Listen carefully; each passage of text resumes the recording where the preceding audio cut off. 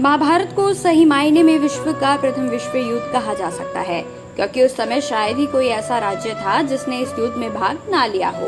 उस समय भारतवर्ष के समस्त राजा या तो कौरवों की ओर अथवा पांडवों के पक्ष में खड़े थे।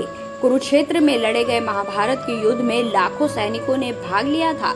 अब यहाँ सवाल यह उठता है कि जब हर दिन हजारों लोग मारे जाते थे, हजारों वीर गति को प्राप्त होते थे, तो आखिर कैसे और किस हिसाब किताब से खाना बनाया जाता था?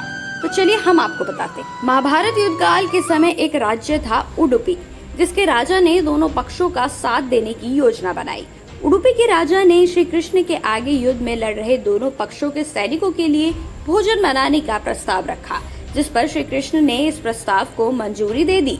लेकिन अब उडुपी के राजा के सामने एक बहुत ही बड़ी दुविधा थी, और वह दुविधा यह थी कि आखिर यह कैसे पता लगे कि रोजाना भोजन कितनी मात्रा में बनाया जाए, क्योंकि इस महायुद्ध में तो रोजाना हजारों सैनिक वीर गति को प्राप्त हो जाते थे।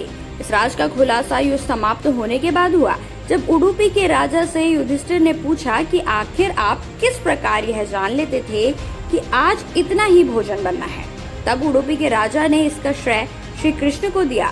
उडुपी के राजा ने युधिष्ठिर से कहा कि भगवान श्री कृष्ण रोज उबली हुई मूंगफलियां खाते थे, जैसे कि मान लीजिए कि 10 मूंगफलियां आज श्री कृष्ण ने खाई हैं, तो मैं समझ जाता था कि दूसरे दिन 10,000 सैनिक मारे जाएंगे।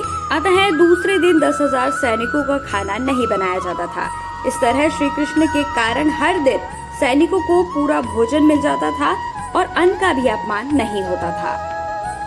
वीडियो पसंद आई हो तो वीडियो को लाइक और चैनल को सब्सक्राइब करें।